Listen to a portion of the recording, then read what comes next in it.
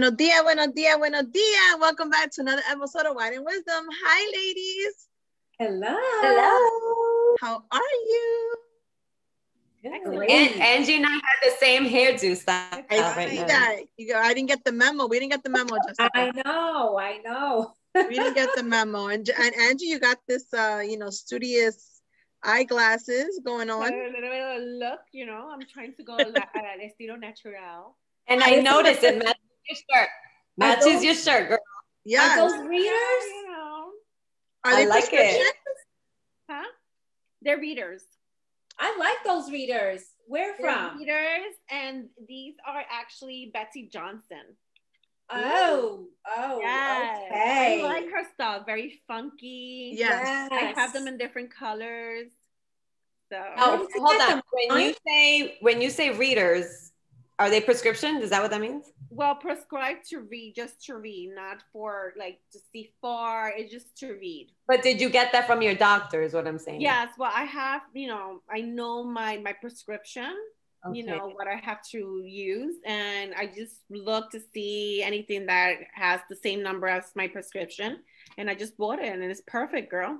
Okay. And you know how sometimes they have like a rack of glasses and it has like plus 2.0. Those are readers. So wherever she buys them from, they have the stylish and ones. I'm going to tell you where I got them from. Linda y bonito y barato. Okay? Marshalls. Yes. Ah! Ooh. Marshalls, girl. You know me. I have to go there for those. $9.99 for a pack of 3. No. Yes. Mm-hmm. Betsy Johnson? Yes.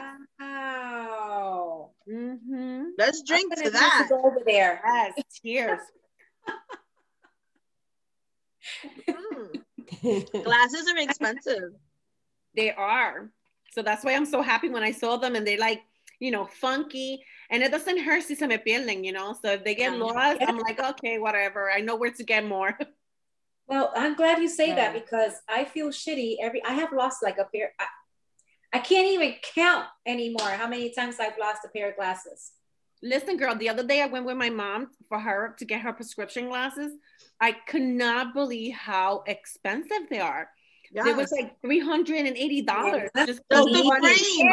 Just the frame. Yo, why do you think I don't remember? I told y'all I went, I got my eyes done. I got my prescription. I ordered my glasses. I picked them up and 24 hours later, I lost them. Con case. No me pregunte. Oh my God. That's why I converted into contacts because I was spending so much money on glasses and I have very bad eyesight. So my glasses are almost $1,000. Oh God. Between the frame and then the lens. You have binoculars? Right, I got binoculars and then I got to get them shaved down. Damn. And then the lightweight. So by the time you finish doing all that stuff, so you don't look like a frog, it's $1,000. So listen, with $40, luckily both of my eyes are the same prescription. With $40, I buy myself a pack of 6 contacts. They last me forever. Yeah, it's a rip-off. It is a rip-off. I see. Imagínate esta persona que no tienen, health insurance or cannot. I feel bad. Yeah. It's horrible. It is. Esto tiene que parar. It's true. And then like if you have Medicaid or insurance, they want to give you like the ugly glasses that are like this big and and you only have like a choice of 3. So it's true. Like you can have one of these 3 and then one is green, purple, and like yellow. You know me, I'll be going with the yellow. I gotta stand out. That's right. Right. Oh my God. That's right. You want to stand out, and But on a lighter note, so ladies, today we're gonna spill the tea. Are you ready to spill the tea about what's going on in our lives? No one's eager right now. Dun, dun, dun, dun. Oh my God. So Claudia, spill the tea. What's going on with you? What's going on? I am trying to survive teaching. Blended learning is kicking my ass. I know. So, you know, right now they have like this 3 feet new rule, right?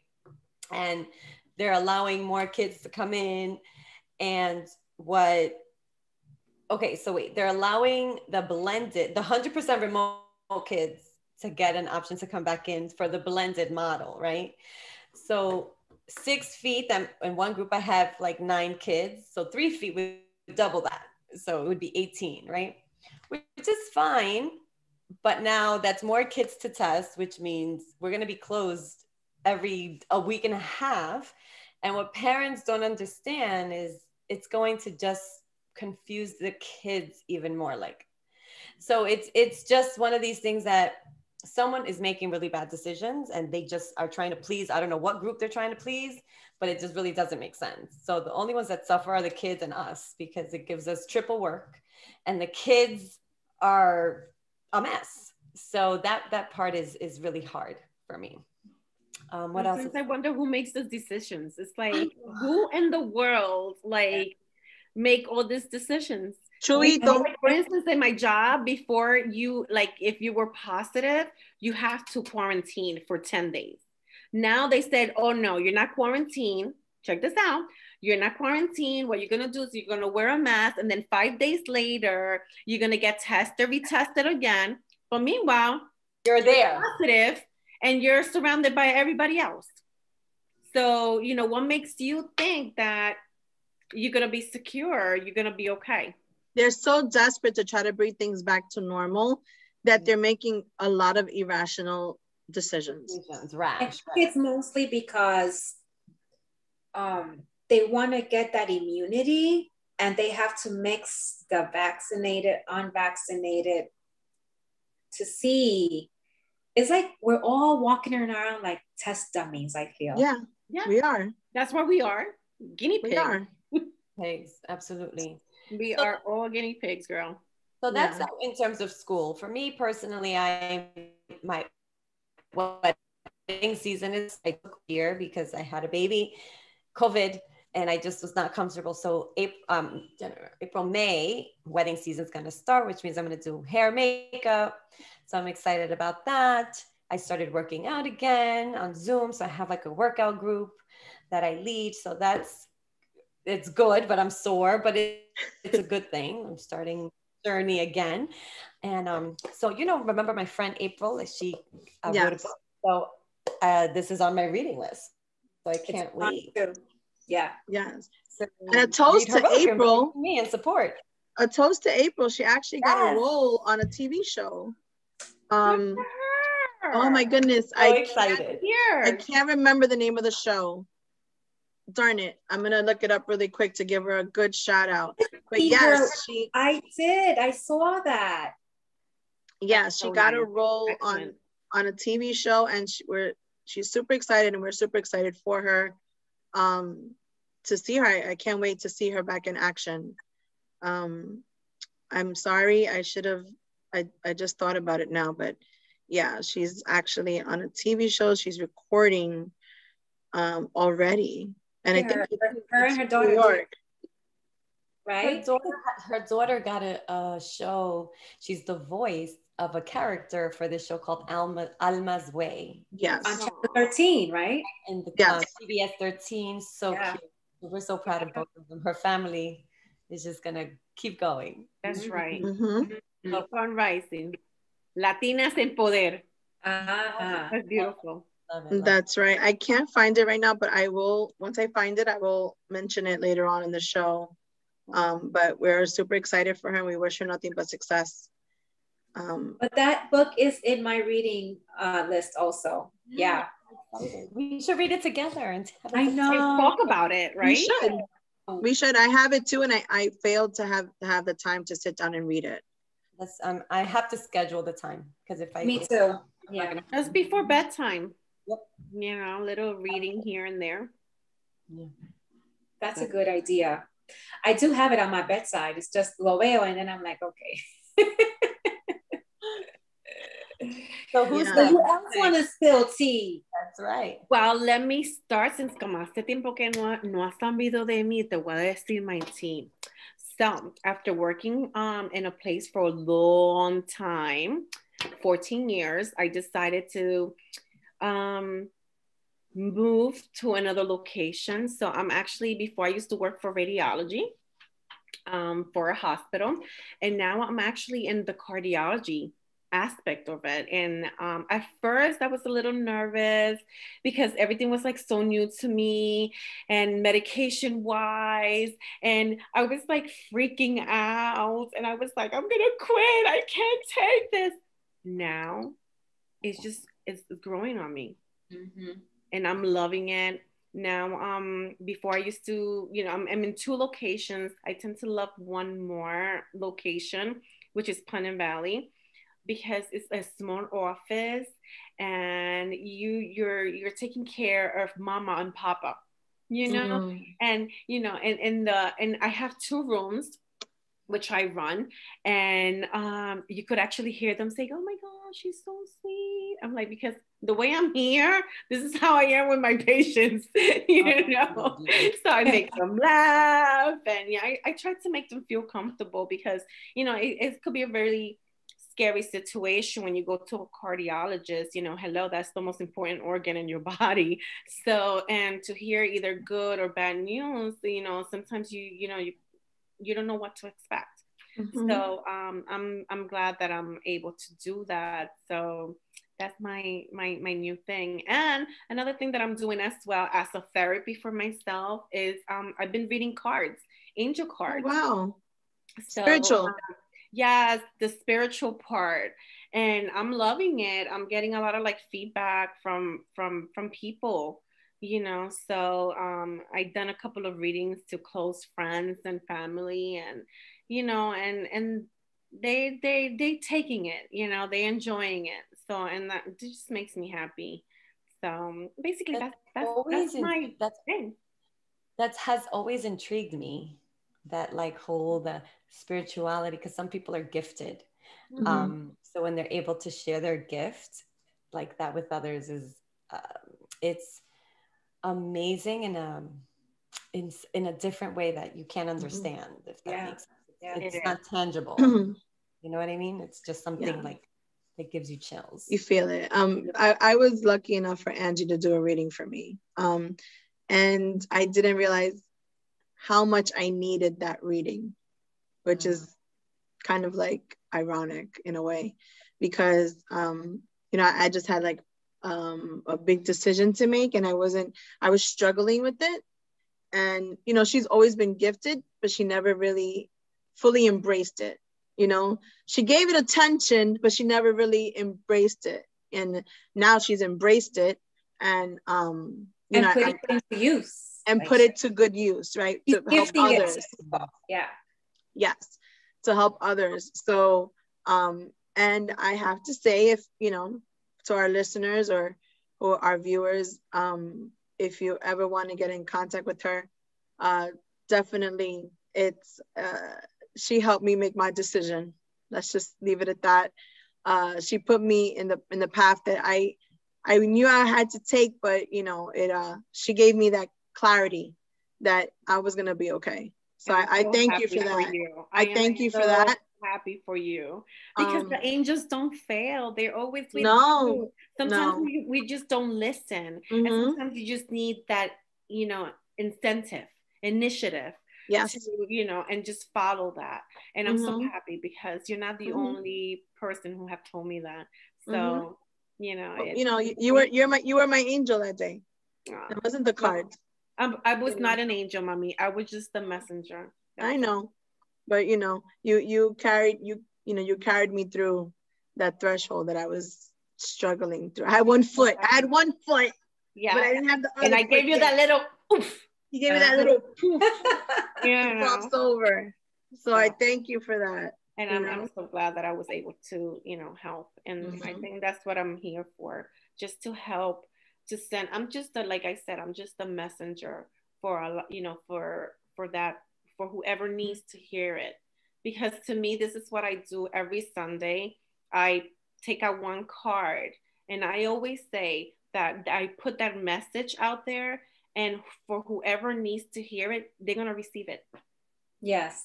Yes. So basically, that's what I'm doing. Mm-hmm. Well, I had a similar experience with, that Francis had with Angie. And my experience was very extremely emotional. Mine too. It was emotional, I have to say. And it was good because it was like I needed the reminder of I still have to practice my self-love. Mm-hmm. I did abandon that a little bit along the way of life. And we all do, yeah. Thank you for reminding me, Angie, and taking the time out to do that. And I was a hot mess at work when she was talking to me and I wasn't even talking back. I was like, just listening. She was just listening. She shut you up, like. Yeah. Well, she, it's funny, like, just like Jessica, I didn't know that I needed that reading, and I had this weight in my heart, and coincidentally, she didn't know we were going to visit her that day. We were going to surprise her. She texted me that morning. She's like, "Are you okay?" Yeah, she goes, "I'm just checking up on you. I feel something." And I was like, "What is wrong with this child?" I know. It's like you feel things, because it's the same thing for me. Like, "Hey Jess, how you doing?" I'm like, "Oh my God." Like, really? You're doing this now? I just have this feeling, like sometimes it's like, to me, it's like a reminder. I was like, let me see how Jessica is doing, or let me see how Francis is doing. It's like, go and reach out kind of thing. So, and when I reach out and, I'm like asking, "Hi, I was just thinking about you. I just want to, for some reason, I needed to be in contact with you." Then all this comes out, because it was meant for me to reach out to them. So, that's how I'm saying God works in mysterious ways that you can't even explain it. So like I said, I'm just a messenger. And I think that's, I think everybody has its purpose on earth. I don't think my name, Angelina, is a coincidence. And, during that whole process that I was, not in the show, I think I learned all that. There was something, and I told you girls, there was something missing. And now it's all making sense. Together. It's all put together, and of course, it's a beautiful thing that I'm able to not only express and share with you guys, but also to whoever needs it out there. They could always reach us through Wine and Wisdom, and I'll do this FaceTime, Zoom, Instagram, however you want to do it. I'll be more than happy to do it. Yes. And it was helpful, and I mentioned that I made a big change in one of my last episodes, in one of our last episodes. I think I mentioned in one of my segments, but I never said what my big change was. So basically what it was is that my tea is I've lived in the same place for over 41 years. I moved there when I was 3 or 4 years old, and I've lived in the same apartment for 41 years. Took care of my mom, took care of my sister, and for a long time, fear held me back, right? Because you become this responsible person and you feel that nobody can live or move on without you, and that everything's gonna fall apart. But I was struggling with the decision of moving, and getting my own place, and just taking that next step and the next journey in my life, whether it's a transitional one or just a new path in my life. And I finally did it. And so I moved, and I have my own place, and I'm happy, and I feel content, and I'm very proud of myself that I was able to do it at a time that both my mom and my sister are well, and my husband is well. And so it was a big change for me. Some people are like, "Oh, it's just moving." It was harder than that, because it's all growing up. It's the only place you've ever been. So, and it's a process. It's a process. And I people also don't think It's a understand. process. And not only you going through that process, you're maybe someone out there who's looking at us right now is going through that same process, and they don't even know where to start because they're so scared. And by you saying I did it, you're giving them their push. Yeah. So you never know. You don't know. You don't know. And Francis, I think also what you're not also going into, which is fine, like your sister and your mom were very sick. Yes. Because you tried to leave multiple times. Yes. But the responsibility pulls you back.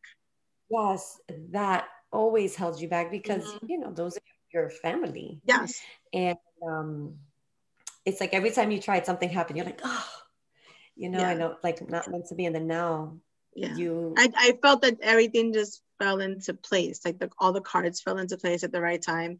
You know, my mom did have a double aneurysm 10 years ago. So although she's well now, you still carry that fear, right? Because you went through that traumatic, life-changing experience with this person.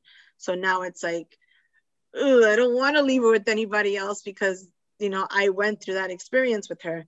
And then I've mentioned before, my sister had a liver transplant. And so that's also a life-changing traumatic experience. So when you become a caretaker of such traumatic experiences, you carry this fear in you and this responsibility. And although they don't necessarily put it on you, you feel that you're responsible because you're the one that's there, you know? But I think it, you know, God put it in a way for me because it happened at a time where my mom is better and my sister, thank God, got her transplant and it was a success. So she's better.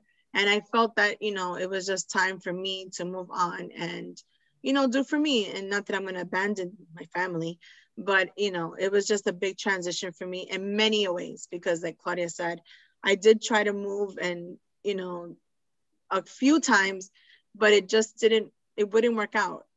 You know, it just didn't work out. But now it worked out and, you know, I'm in my place and I'm happy. And you guys have been very supportive. Everybody has been very supportive and giving, and, you know, and I'm excited to see now that I've managed to let go of that fear, what I can let go of later on in life, you know, and what path I have and what journey is there for me. So I'm excited. I'm proud of you, Mom. Yes, I'm proud of myself. I'm proud of myself, you know. You have to. I'm proud of myself. So Jessica, spill the tea, girl. I don't have tea. Yes, you do. Let me see. I'm listening to you guys talk and I'm like, what am I gonna spill? You got promoted, girl. Oh my God, yes, I did. Yes, I did. You know, this actually was, so I've always wanted to be a program supervisor of some sort. And you know, I've worked in the social work, human services field since college. Oh, wow.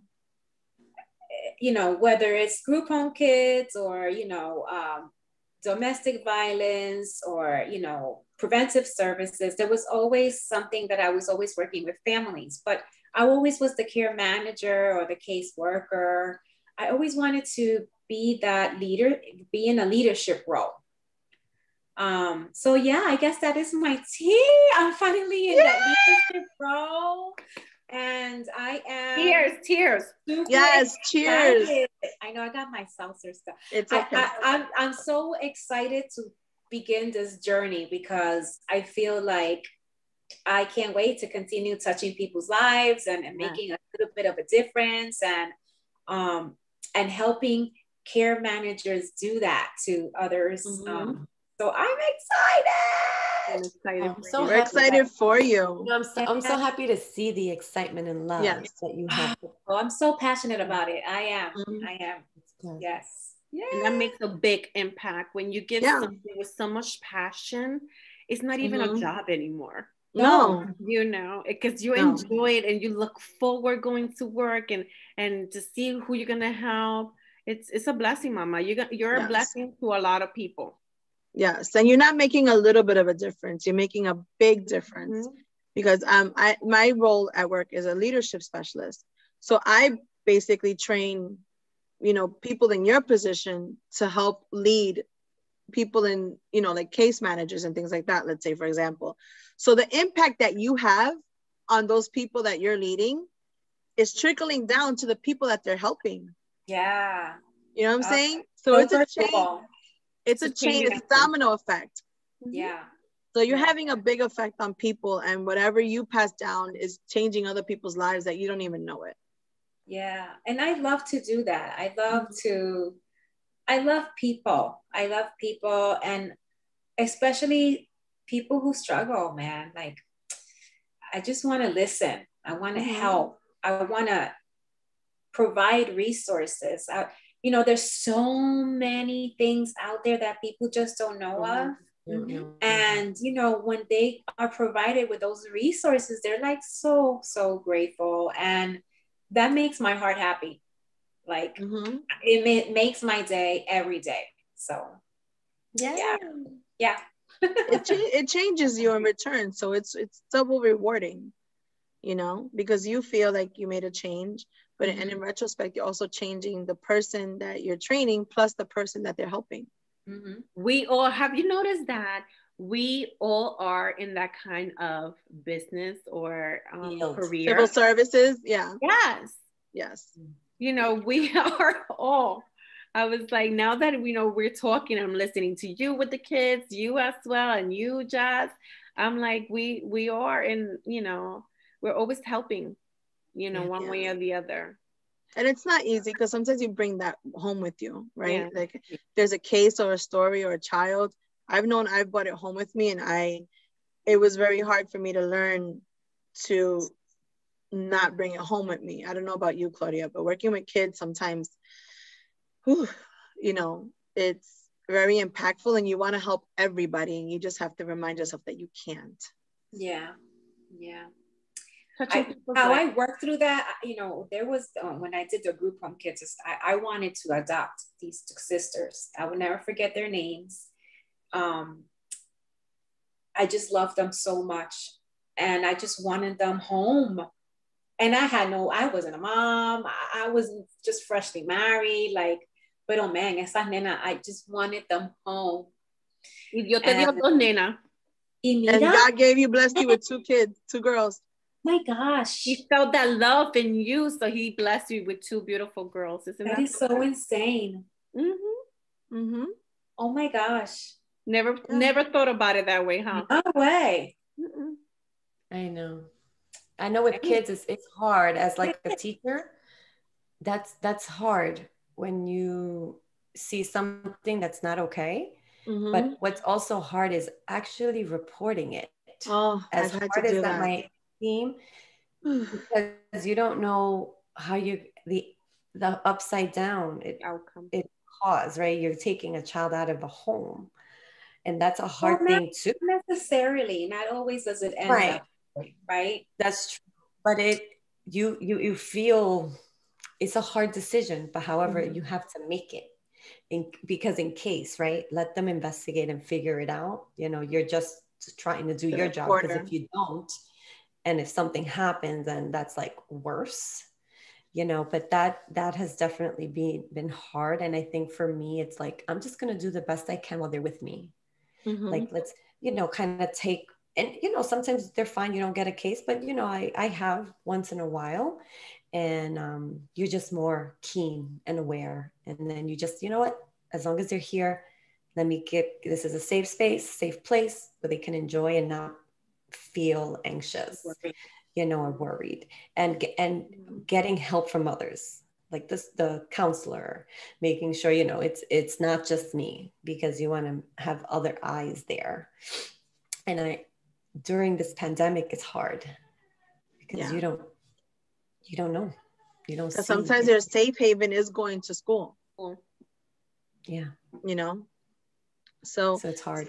In the beginning, it was really hard for me because, like, you know, you come across so many kids, and I would buy them sneakers or buy them clothes or buy them lunch. And then it's just like, you get so overwhelmed because there's so many of them that need that help, you know, and you just can't cover all of them. Yeah. You just can't.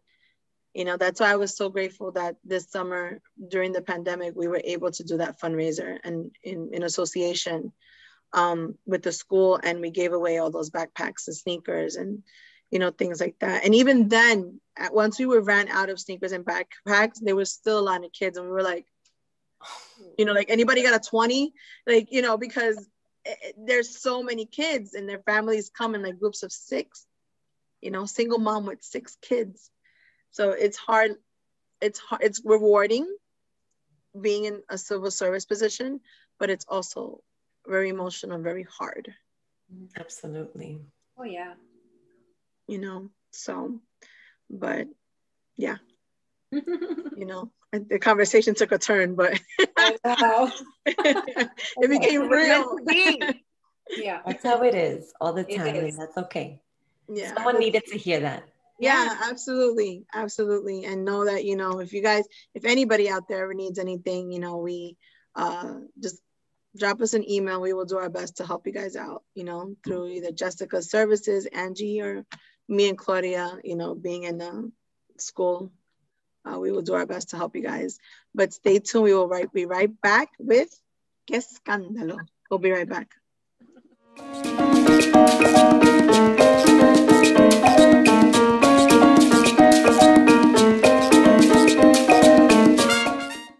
Que Escándalo is here. Oh my gosh. Who are we going to talk about today? Tell me. I'm listening. I'm hearing that Steve Harvey's daughter is dating Michael B. Jordan. Yes. They're the cutest. They are the cutest. A lot of sweet surprises for her. I don't know if you guys see it on their social media. They're adorable. Cute. They are adorable. Cute. So cute. And all her ex-boyfriends talking crap about her. They hate well, Michael B. Jordan be fine. He's enjoying her, that's for sure. He sure is. And apparently Steve Harvey cannot find nothing wrong with him. He loves him, nice. And they love the two of them together. That's nice. Mm-hmm. If the family approved, that's the important thing. That is important. Mm-hmm. Oh, yeah. Yeah. He thinks he's really good for his daughter, and she's beautiful. She is. She got her own line, a clothing line. Am I correct? She does. I think she does have her own clothing line. Yeah. It's awesome. Because, you know, when you're famous like that, people know all your business. So the fact that Harvey approves, there's nothing really out there. Right. That's a good thing so far. Yeah. You know, daddies could be very protective, you know, especially about their girls. So for daddy to say, I'm okay with it, that's a big step. Mm-hmm. Yeah, and for it to be Steve Harvey, you know, he gives relationship advice, and you know, he'll tear you up on his radio show. That's right. So, but I'm happy for them. They make a very cute couple, and you know, Michael B. Jordan, you never hear anything negative about him, you know, in social media or, you know, in the gossip world. So, you know, kudos and good luck to you guys. Yeah, guys. Keep it that way. I hope it stays that way. Yes. Any more escándalos? Nena. Dime. No puedo creer esto de Nicky Jam. ¿Pero qué? Ay, mija. He was engaged. He is to me. Mira, espérate, hold on. But why did they break up? Why did they break up? Yo no entiendo. You know what? I really don't know. We should look it up real quick. I know they broke up, and now he just turned 40. Yo sé que she's she was one of the models that actually came in the video, one of his music video. And I didn't even know he was dating her until the fact that, you know, he was saying that got engaged like in social media and all. She was a beautiful girl, you know, she's European. Blonde hair. It was like, to me, like they didn't match. Wait, I don't know. It was you want to know the excusa on why they broke up? What? Okay. I'm going to read it verbatim. Ay, Dios mío. Nicky Jam is suddenly single The reggaeton star blamed his breakup on the pandemic, and the tensions of life in quarantine played a big part in their breakup. Oh. Entonces llamó a la divorciar. Oh, then he doesn't belong in any relationship or any time of his life. No. Okay, you can't handle being in a pandemic with someone you say you want to be married to. How you want to have a life with her? Pero tú sabes que yo he notado, fíjate, y pónganse a pensar, a lot of these artists, musicians, actors, they usually don't last when they're in the same career. Usually a couple who are like in a different kind, like let's say if I'm an actress and he is, I don't know, a banker or something like that, they tend to have more of a private relationship and long lasting. But when they actually have like two people who are famous, like for instance, Anwen and Kara G, you know, there's always tension of who's gonna be making more money, who has more attention. I don't know, it just doesn't go. And tú sabes que, you know, con los artistas y los chismes que sí, you know, the fans and this and that, you know, it's always, you don't have a private life. Drama, always drama. Always drama. But there's two factors to that also. That also happens in real life. You know, when like the husband makes more money or the wife makes more money, you know, there's always like that conflict. Like you should pay more bills because I make more money, or, you know, I feel they make you feel less than because he makes more money.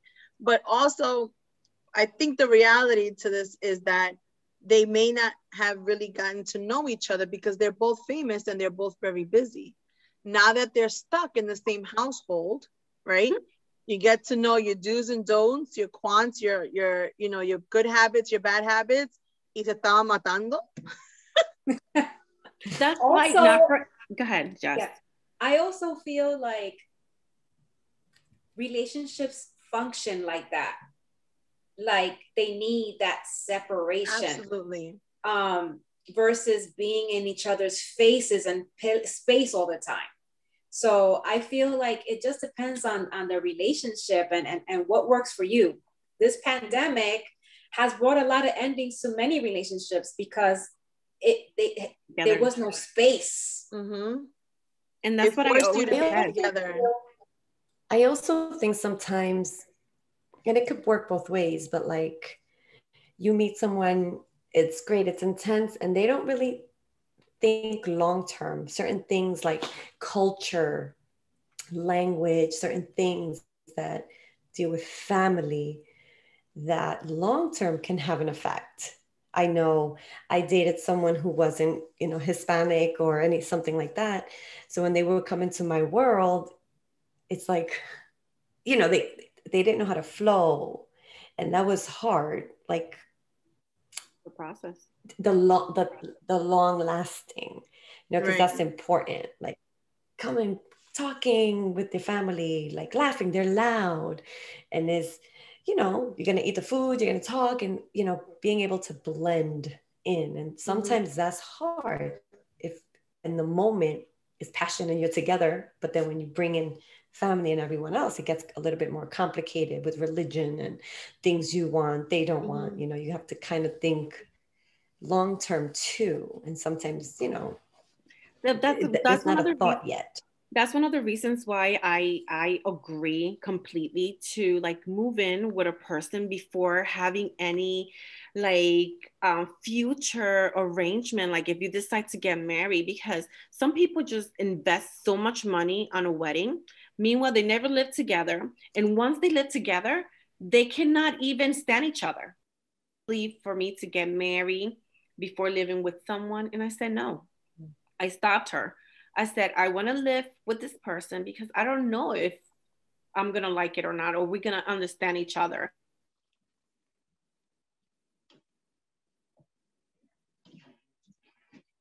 So we're going to be separated. We're going to get a divorce. Does it make sense? Yeah, because if you're somebody like me who doesn't like to hear a fart and a cough, it's over.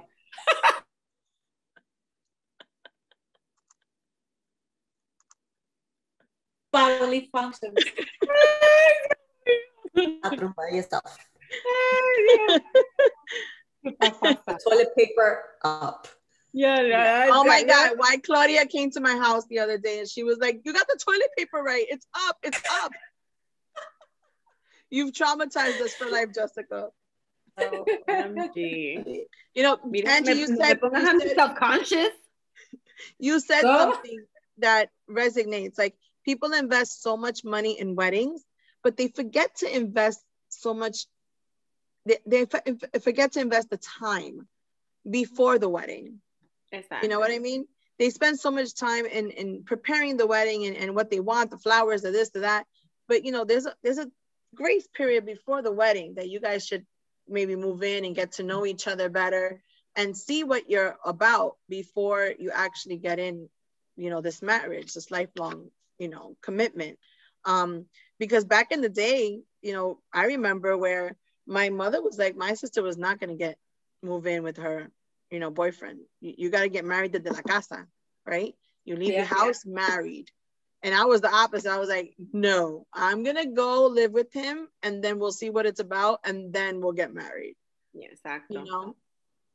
So it was like that with me in the beginning too, with Rodney. Like, I didn't move out until him, but I moved in with him first. But that was a process.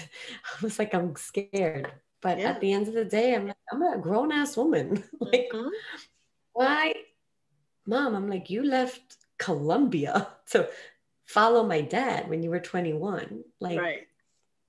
It's different. You know what I mean? Like, I'm gonna move in first to see how we flow, and then I'll come back. But it worked, you know. So, you know, you have to, there's a saying, you have to try, I don't even know what the saying is, like, to try it first, right, like, before you commit to something. Right. You gotta try your shoes on before you buy them. Before you walk a mile. Before you walk a mile. Yeah. It's true. It's true. It's true. So Nikki Jam, as much as we love you, I don't know, puppy. Your next album better make up for, you know, the breaking up during a pandemic. Oh boy. A little midlife crisis. Tú sabes, los 40. A lo mejor. A lo mejor. Maybe he's with going that, through it. I would have divorced my kids already. I would have left my husband. Listen, you got to work through it, man. You got to work through it. You got to work through it. Yeah. But, qué escándalo. We will be right back with Belleza con Claudia.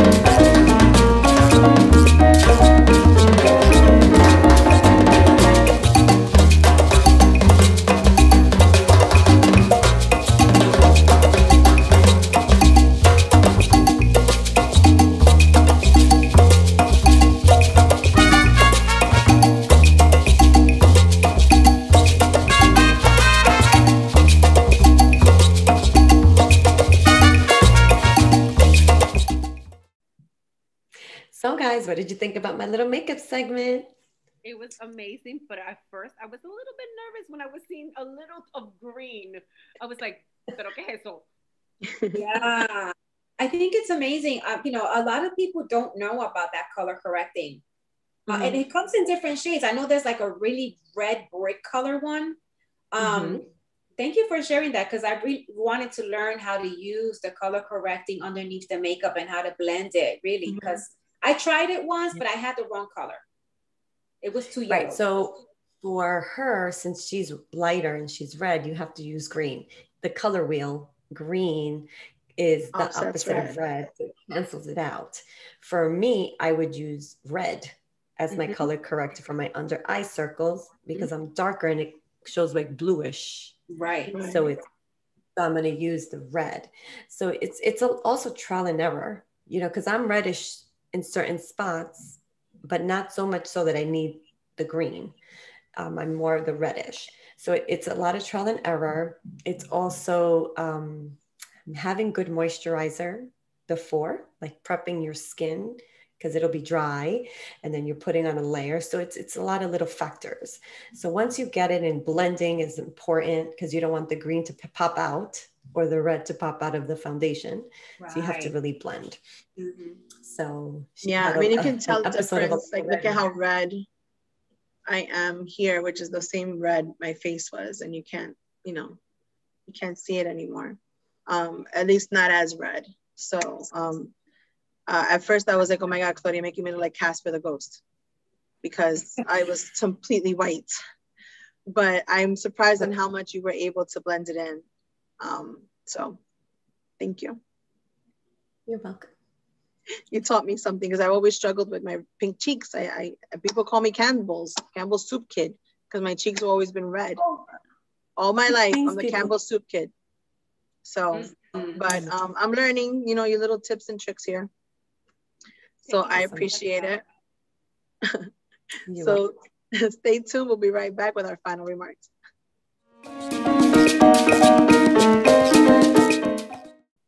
Welcome back, guys. I hope you enjoyed our show today with everything we spoke about in regards to our color correcting. Nikki Jam, estoy triste.